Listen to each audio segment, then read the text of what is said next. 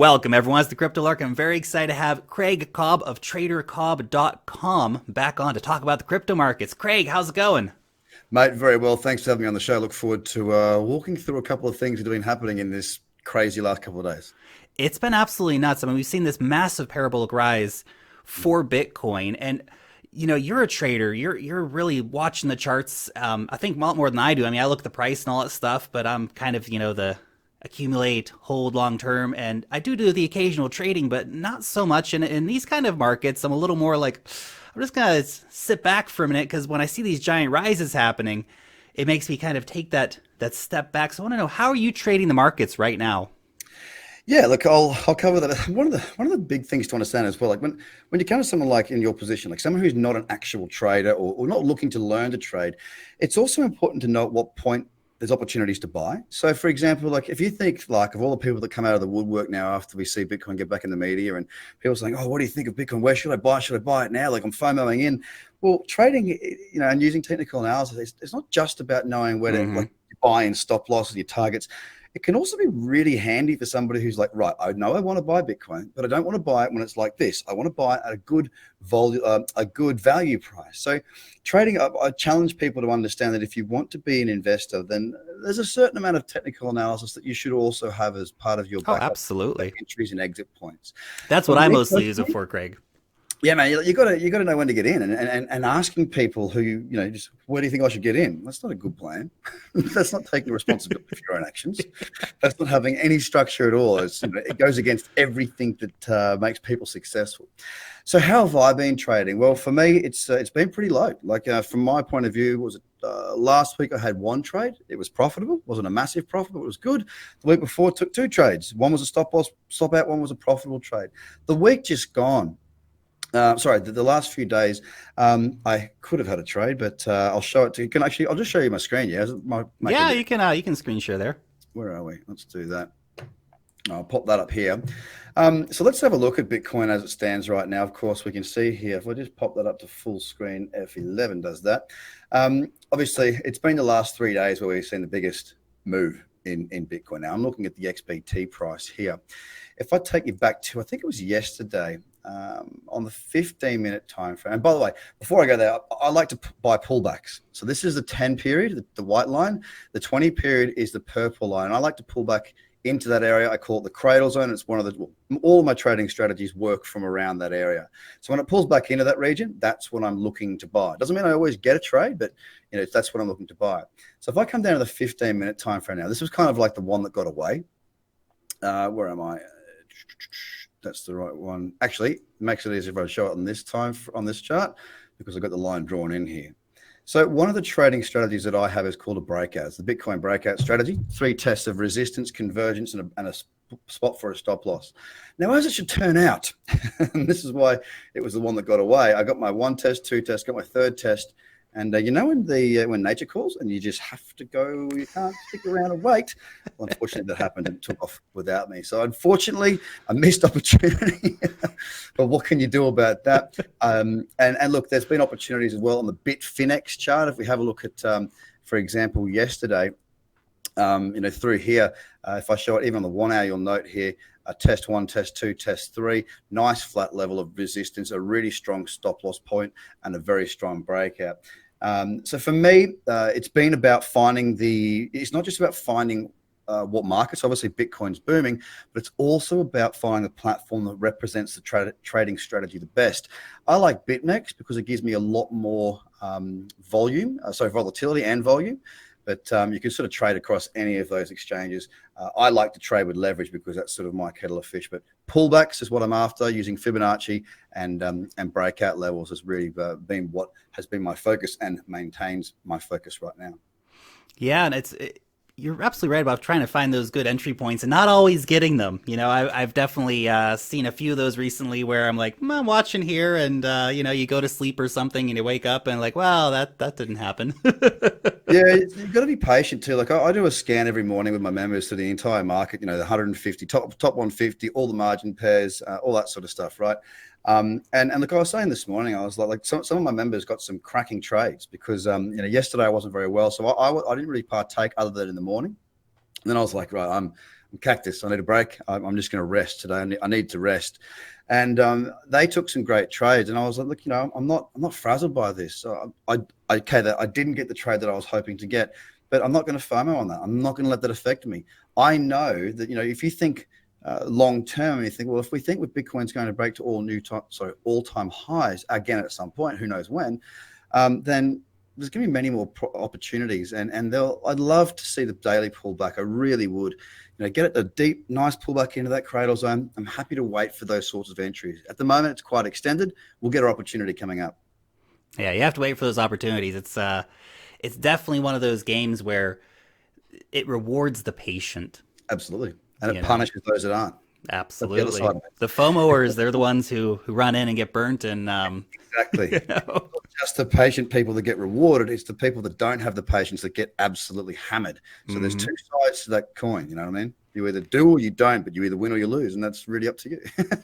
Now, this move surprised a lot of people. Obviously, we went up $1,000 in the last 24 hours. And in the last couple of weeks, we've gone from 5 up to 8. And that's, a very big rise for Bitcoin. And a lot of people kind of didn't see it coming. We were talking that, well, we're watching out for the $6,000 mark. Are we going to, actually get across that $6,000 resistance mark? And so why has this surprised so many people, in your opinion? Why didn't we see this coming? Look, personally, as it was going towards 6,000, I'll pull the charts up in just a second to actually show you what that looks like. But look, for me, it became very apparent that a lot of people are just talkers. They're not willing to back their own speech. So there's a lot of people out there, and I'm talking a lot of people saying, oh, we're going to see it fall back to 32 or 47 or 45 or, pick a number out of a hat. I don't care, pulling back before we hit 6,000. And they were very specific about that. We will go back to this price before we hit 6,000.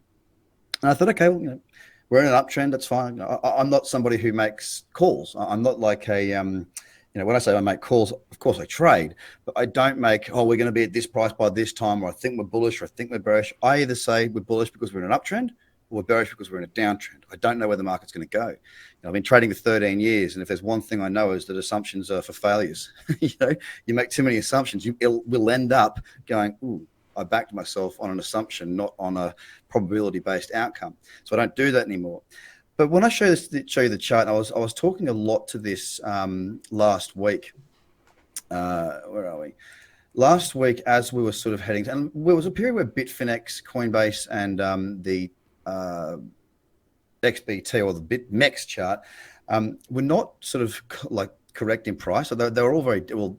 Coinbase and BitMEX were very different to Bitfinex. So I was ignoring the Bitfinex chart more or less because we're coming up to 6,000 and sort of focusing most of my attention on the 15-minute, the other two, just because they're much better price indicators from my point of view. Now, if I put in, if I show you that 6,000 is just above these highs here, the way somebody who's a trader would look to short a market, well, the way I would anyway, if you're going to short and put any sort of real conviction behind a short trade, you would go and you're going to short sort of around 6,000. You'd probably start at 59.75, a bit of an order, 59.85, another 25%, let's say 59.95, and then 59.99 or 97, something like that for a larger position with a stop at say 6,050, 6,100, something like that. So for me, you'd scale your orders in, and I would see that showing up on the charts. Now, this first pullback here that you see shoots up, pulls back. That I don't see that as a major trigger of any sell orders because it was just a natural pullback based on the size of the move. This one, however, we got up to that, that around that 70 level, 5970, 5769. And actually, that was the low.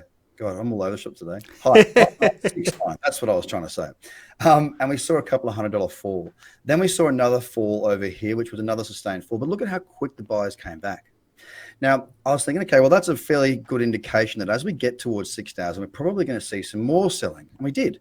We saw this candle here that got to 5985, and a big sell-off came in, big relative to the candle. Then we snatched it straight back. And as we snatched it straight back, I was doing a podcast. I'm thinking, man, this is looking really strong here. Like, every time they're selling, it's not sustained at all. And we pushed up through, and I'm like, there's just not a great deal of sellers in the market here. And that to me was a massive indication that we may actually see a much stronger move. And don't worry, I'm not suggesting that I knew it was going to come, but there was a real lack of selling or a real lack of sellers in the market. And it doesn't surprise, it does surprise me, but it doesn't surprise me as well. Because you can't really get that surprised in Bitcoin, because if Bitcoin's taught me anything, it'll do things that I don't expect it to do. Yeah, exactly. So no, it's been really good. Now, something else I wanted to follow up on you with is actually the futures markets. And I think this has been just this massive part of the equation that, I mean, it's amazing to see the volume. BitMEX has done $10 billion in volume 2 days in a row, I'm pretty sure. And that's insane. And the CME has done $1.2 billion in Bitcoin volume, which is off the charts, because the biggest spot price market, that's a confirmed spot price market, that is Binance, and they did 670 million, and they're not even open for deposits or withdrawals at the moment. And so this is on the CME, they doubled the spot price market, the biggest spot price market, and BitMEX is just blowing everything out of the water. So how are you interpreting this, that there's so much interest right now in these futures markets? Institutions. Without derivatives pricing models, you can't hedge a portfolio. The fact that CME backed has come back as well. There's a whole bunch that are sort of pushing in now, and sort of was touching on it earlier in the year. I felt as though backed would step back and take a bit more time, and they ended up doing that. Again, what does that mean? It doesn't really mean anything. It's just the logical way that I could see their business operating. It's like the price is falling. They need institutional clients to come on board. They're not going to launch a product into a market that's unstable. They're going to wait till it comes back. And of course, now they are back. Mm-hmm. So there's that interest in the market. They've launched their product at the right time. It's being marketed to the right sorts of people. The derivatives products allow people, and that's what I think 2019 is going to be about, is derivatives products, because you can't have institutional money of volume without providing a market that has the depth for institutions to hedge their risk and to be able to trade actively. So no one's going to go out and, with a couple of hundred, well, let's say $1 billion fund, which is small, by the way. No one's going to come into this market and do $1 billion crypto only play unless they're very, very hungry for risk or have a high level of conviction. But if we're talking about a mass market influx here of money, then they need to have items where they can manage a portfolio just the same as in stocks, bonds, shares, commodities, and foreign exchange, of course. With the onset of these futures markets entering into the market, we do now have a ramp for institutions to hedge their risk or just to look to make money.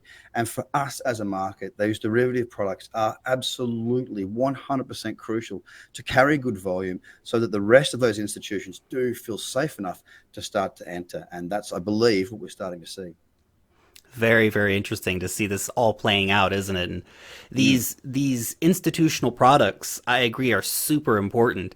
And we're only going to see more of them coming out. I think it's worth reminding everyone that we've got Backed, which is launching a futures contract. We have LedgerX, which has put in an application for a futures contract. We have ErisX, which has put in an application for a futures contract. And then we have 3 or 4 different companies, which are also all jockeying to get the Bitcoin ETF launched. When we have this diversity of these products across the markets, we see just one futures contracts on the right now is basically all we have, because the CBOE is shutting shop, even though they're still doing millions in volume. But we look at the CME, 1.2 billion. There's interest, big interest in these products. Absolutely. It's kind of like, what do they say, the butterfly effect? It starts in one place and those ripples continue. As soon as there was talk of an ETF, for me, it was always about a matter of time. I was always very interested as to why everyone thought that the ETF was so important. I think it might have just been that, a lot of people in crypto maybe are new to investing and how markets operate. Yes, an ETF's important, but, derivative products are way more important than that. In my personal opinion. Yes, an ETF allows your everyday Joe to get in, but a derivative exchange product or a futures market, for example, allows institutions to trade and introduce those retail investors into that market. So it's kind of like a chicken and egg type thing, except for the chicken comes first in terms of the derivatives traded products. But it's a step in the right direction. The market is being very positive all of a sudden. I think a lot of these people that were vocal bears, not actually trading bears, because we didn't see them partake in it. You mean the live action role players, right? Like that's right. They've now changed their tune, and there's a lot more chirpers singing from the bullish hymn book. I think it's just so important to actually educate yourself and take charge of your own destiny, because if you go to, I don't know, any social media platform, you have people out there who are saying that they're doing things, but they're not often actually doing those things. And you have people throwing out all kinds of numbers, and there's this sort of herd mob mentality thing that goes on. The only way you can really, if you're going to be trading, especially, gosh, you have to take your education seriously in terms of actually, getting in there and understanding what's going on. And even if you're just investing, gosh, you really need to understand how just the basics work. You got to understand to be able to look at support and resistance and all these kind of things and know what that actually looks like and understand how to interpret that. And it's just super important to be educated about this, or you're going to get wrecked one way or another without some kind of education in investing. Yeah, and look, I mean, I've been trading, like I started trading crypto in 2017, and the only reason tradercobb.com came about, because I had no intention of doing this. It wasn't my intention to come and be talking with you and having this education, the courses and the training and the media and all that sort of stuff that's morphed into. It was just to trade a new market that had a huge volatility. I got really frustrated that the people that were out there I just didn't see them as having enough experience. I've been trading for 13 years now, and people say, where do you think the market's going next? I'm like, well, I don't think. I just trade what I see. I've got 3 strategies which have literal written checklists that you tick things off. Keep it real simple. That's why you won't see me caught out by saying the market's going to go to this level, that level, because I just won't do it. I couldn't care less. And that's because I've had long enough working with the people that I work with, training, trading, and executing in not just this market, but any market, because they're all the same. They're all driven by human emotion. And having that structure allows you to remain disciplined, focused, and function. That's the big one. Function during periods of high volatility and make the right decisions more times than not. So yes, you need to know what you're doing. 2017 saw a lot of expert traders, because they just said to buy and everything went up. They all went very, very quiet 2018 while we were shorting the market. Derivatives, you can short the market and make just as much money in a falling market as a rising one, guys. It's really interesting, actually, to see how many people have disappeared, and I've seen a few of them kind of starting to pop their heads back up now that the market's turning around. And that's really unfortunate, because you got all these people out there who are following these people who aren't going to actually give them kind of that tough love education that, hey, here's the reality, here's the actual tools, not just saying, the opposite. Well, I'll tell you what, like, let me just, I know we haven't got a lot of time, but I want to just point something in the right direction here. I think it's important to do so, just to prove a point here. Look, here are my margin pairs that I scan each day, and I'm going to come away from the US dollar ones, right? I'm going to come down into these Bitcoin pairs down here. And the reason I want to do that, not so much on the 15, but the 4 hours, a lot of people are not aware that you can short against Bitcoin. So Bitcoin continues to go up. Let's just say hypothetically, but I can't find an entry. That doesn't matter. Look at all the different pairs you've got. And look at these beautiful downtrends that are in play. Now, I can short these markets, guys. I can short these markets. I am able to get a short on with margin and play the Bitcoin volatility based off of like an alt, like XRP against Bitcoin. Now, look, just have a look at this. Look at how long this trend has been going for. Look at that. Now, that is tradable all the way through. You've just got to know what you're looking for. You've got to find those strategies on the lower time frames that allow you to then take those trades. And let me tell you, look at these lines that represent opportunities.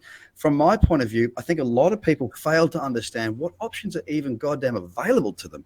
It doesn't just need to be Bitcoin or Ethereum or a top 10. You can trade long or short against a number of these pairs with margin. Now, even something as simple as that can be super valuable to people out there that don't actually understand that you can go long and short and that you can trade against the Bitcoin strength through other asset classes. So going short XRP BTC is saying that you think that Ripple's going to fall, XRP I should say, is going to decrease in value against that of Ripple.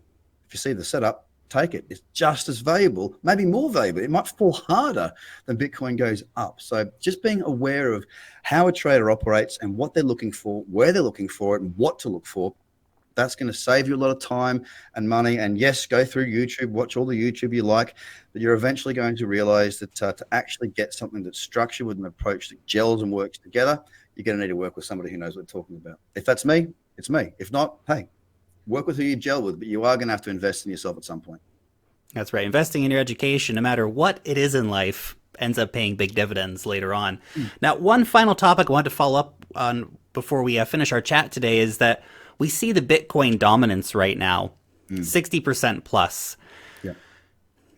That's amazing. And we see a lot of altcoins that are getting, as you've just kind of covered, they're losing value in relation to Bitcoin right now. So what do you think the trend's going to be moving forward? Do you think we're going to see Bitcoin continue to break away from the pack because we do have so much, just institutional infrastructure which is built out for Bitcoin right now? I mean, we backed and Fidelity and Ameritrade and all these guys. They're not talking about trading Dogecoin. They're not talking about Dogecoin, even though maybe they should be. Dogecoin is standard, but they're not talking about making ETFs or futures contracts for a lot of stuff. Now, we did have an announcement recently about Ethereum futures contracts that might be a thing here in the near future. So that would be, I think, really healthy for the Ethereum market. But what do you see happening in terms of that dominance chart? Are we going to see Bitcoin continuing to break away, or will we see alts catching up here in the near future?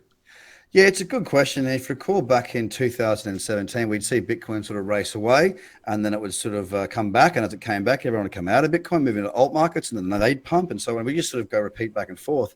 Now, the past can be an indication of the future. For me, I think Bitcoin and the cryptocurrency marketplace is growing up a little bit. But with that being said, I sort of try and think forward to who I think the next money will be coming in. Aside from institutional money, I also see the more educated money. And what I mean by that is, if you consider somebody who's, mid 50s, mid 60s, something like that, between that sort of 50 to 65 sort of age group, these people have been involved in the last big boom, which was the .com market, right? They had two booms, 96 and then 2000 again. Now, they have probably partaken in that one way or another, or if they didn't partake, they watched it. And they're very, very familiar with what occurred back then. Now, this last run in 2017, as we were sort of taking off, a lot of these people realized what it was. And they said, I'm not getting involved now because it's at 12,000, it's at 15,000. This looks bubbly to me, because they're educated investors. They're in their stock markets. They're doing it actively aside from their pension funds, their superannuation funds. Now, these people right now are probably getting the bug back, where they go, "Ooh, okay, Bitcoin's not dead. Cryptocurrency is not dead. The resurgence is on. And you know what? I don't like to buy at the top, but I don't like to buy at the bottom. So we're sort of here now. Where are we? This is similar to what we saw in the .com after 2000, when we saw the real big money coming into the market, the likes of Amazon, Google, all these massive companies that are the top 5 companies in the world right now start to take flight. So I think that there's going to be a little bit more educated retail money come in, not starting with $400 to 2,000, but starting at say 4,000 to up to 50, 200,000. So I think that we probably will see alts pump. I think that we're probably not going to see little tiny ones that are obscure. I think we'll probably see it more in the whatever's in the top 100 has probably got a better chance. Mm-hmm. These people are probably more likely going to be going to these areas to research these companies. Top 10 is probably a good safe bet, as is often the case. Yeah, probably. I can see a lot of people moving towards those cryptocurrencies which have been around for a while. We can look at things like Monero, for example. It's got a history, right? And it's got a proven history, a track record of actually having working technology and all this stuff. Or even farther down the list, we can look at things like Omisego, which are bringing up technologies moving forward and all these things. It's less speculative at those points when you see that there's some kind of establishment behind that, not just a total new startup. And money will go to that too, of course. Let's make no mistake about that. But we're talking about where the bulk of the money is going to go, and that's I could definitely see it moving towards these more established projects. Yeah, so it's going to be an interesting time. I mean, if you consider 4 days ago, we weren't where we are now. Yeah. 4 days later, we're tapping on 8,000. And what's the price now? We're back at 7,915. I mean, this is a wild market. And within a couple of days, we can go from, we're going to fall from 6,000. We're not going to get there to we're smacking through 8,000. So enjoy it while it Mm-hmm. happens. I truly believe that we're going to see some pretty amazing things over the next coming years. I say years because this is the still infancy of this marketplace, and those that are educated, those that are positioned well, if you're going to make money holding, why not make it while you're trading at the same time, guys? Maximize your returns in what is a once in a lifetime market as far as I'm concerned, and that's why I've put all my time and effort into this puppy. I don't trade any other markets right now because I'm focused on this one. There you go. You got to be focused, to really be there for those movements and to fully understand the depths of the market. And there's so much happening every day. It's crazy.